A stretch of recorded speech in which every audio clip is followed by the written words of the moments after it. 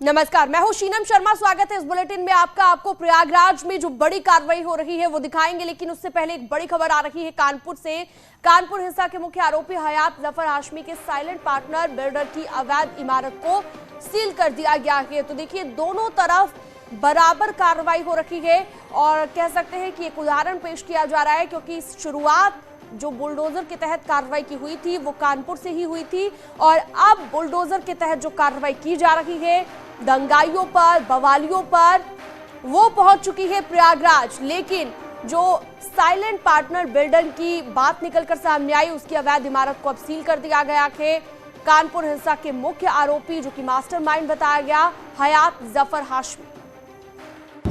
अवैध निर्माण जो लोग कर रहे हैं और इसमें कुछ लोग आदतन अवैध निर्माण करने वाले हैं, संगठित तरीके से कर रहे हैं, उनके बिल्डिंग की सीलिंग की कार्रवाई हम लोग कर रहे हैं। कौन है ये यहाँ 95/95 इसी चंद्रेश्वर हाथे के पीछे एक बिल्डिंग है।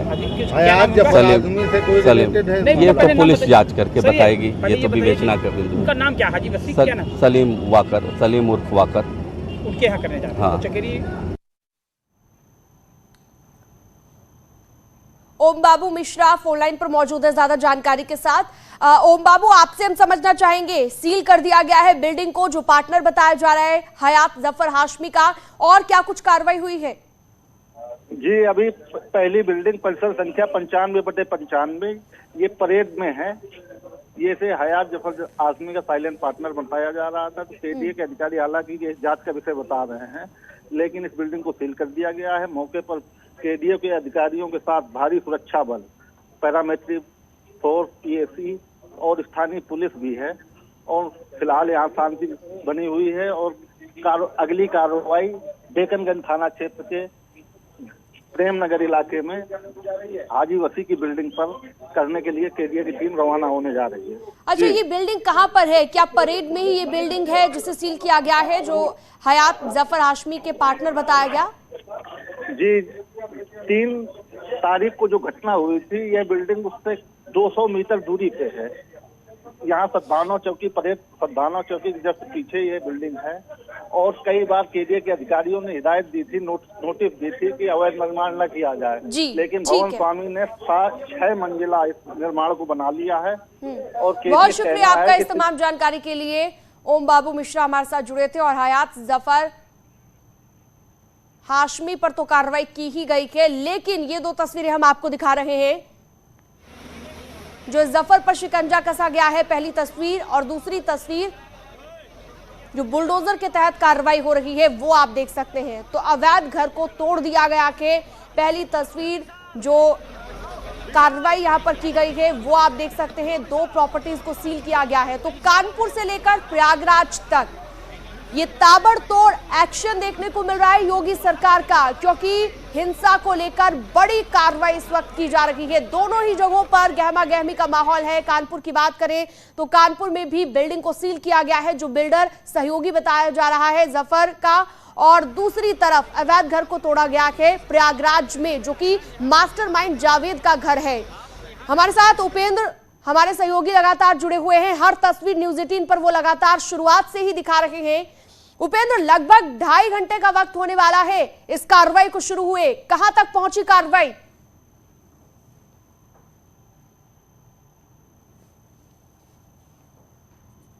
जो है पोकलैंड मशीन आ गई है और मैं दिखा रहा हूं कि पोकलैंड मशीन से अब इस पूरे जो है जो मकान है इसको ढहाया जा रहा है। ये देखिए, पोकलैंड मशीन से मैं कोशिश करूंगा आपको दिखाने की कि जो है पोकलैंड मशीन से यहाँ पर किस तरीके से जो पूरा मकान है वो ढहाया जा रहा है। यहाँ पर भी जो है अफसर है पीडीए के, वो भी मौजूद है और ये सामान जो है वो निकाला गया है। ये देखिए, पीडीए अब पोकलैंड, इसको सबसे किसी भी जो है इमारत को गिराने में पोकलैंड की भूमिका बिल्कुल। अब लगता है उपेंद्र ज्यादा वक्त नहीं लगेगा, बहुत ही तेजी से अब लगता है कि ये कार्रवाई नजर आने वाली है। बिल्कुल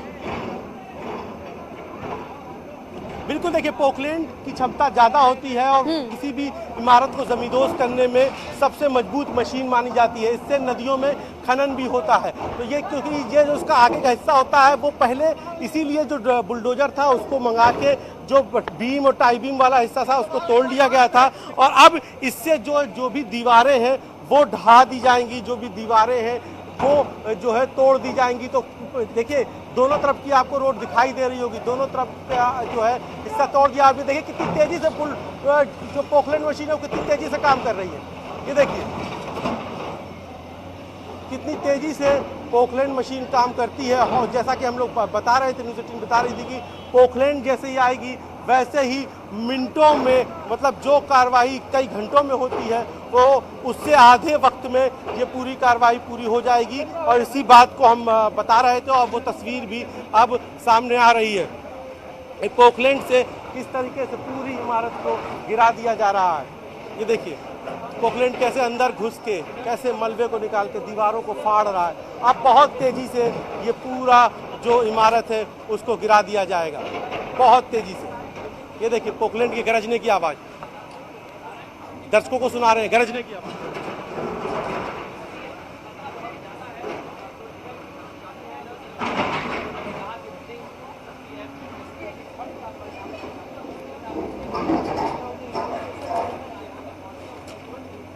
पूरा इलाका धूल से सराबोर है। बिल्कुल उपेंद्र, लगातार तस्वीरें अपने दर्शकों को हम दिखा रहे हैं, और ये देखिए पोकलैंड मशीन भी मंगवा ली गई है, और इसके साथ अब कार्रवाई इसलिए की जा रही है ताकि ज्यादा वक्त ना लगे, क्योंकि आप देख सकते हैं गलियों में भीड़ भी इकट्ठा होना यहाँ पर शुरू हो गई थी।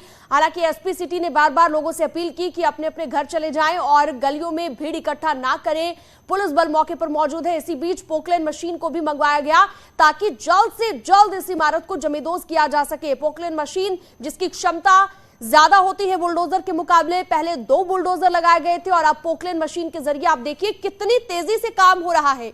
ये आप देख सकते हैं तस्वीरों के जरिए कि मात्र 1 से 1.5 मिनट में ही कितना यहां पर जो है इस पूरी दीवार को रौंद दिया गया इस पोकलैंड मशीन की ओर से, और अब जल्द से जल्द ये कार्रवाई होगी। उपेंद्र हमारे साथ लगातार जुड़े हुए हैं। उपेंद्र, लगता है कि अब करीबन 1 से 2 घंटे में इस पूरी बिल्डिंग को ध्वस्त कर दिया जाएगा, क्योंकि 2 बुलडोजर जो पहले लगाए गए हैं, क्या उनके साथ भी कार्रवाई जारी रहेगी या सिर्फ पोकलैंड मशीन का इस्तेमाल यहां पर होगा?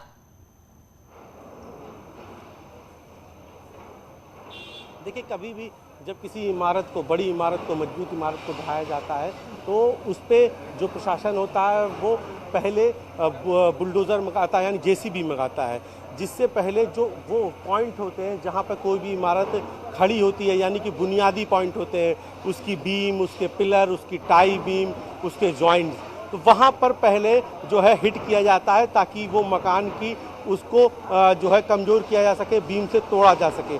उसके बाद फिर जो है ये कोशिश होती है कि किसी तरीके से जो है अब उस मकान को अब तोड़ा जाए। तो वो जो पहला हिस्सा था वो 2 घंटे में हर जगह जितने भी बुनियादी पॉइंट थे, जितने भी जॉइंट्स थे, उनको तोड़ दिया गया। और अब उसके बाद फिर पोकलैंड मशीन मंगाई जाती है, जिसका जो आगे का हिस्सा होता है, जिसे आमतौर पर हम लोग बुलडोजर के तौर पर जिसको देखते हैं, बुलडोजर के तौर पर जिसकी तस्वीर वायरल होती है, जो वो आगे से जो भी दीवारें बचती हैं, फिर मतलब क्योंकि चूंकि बुनियाद से तोड़ दिया जाता है तो फिर उसको सिर्फ ढाना बाकी होता है, उसके दीवारें हैं उसके मलबे को बाहर निकालना बाकी होता है। तो कुल मिला के ये बहुत ये प्रक्रियागत वो होता है ध्वस्तीकरण का। तो चूंकि ये मकान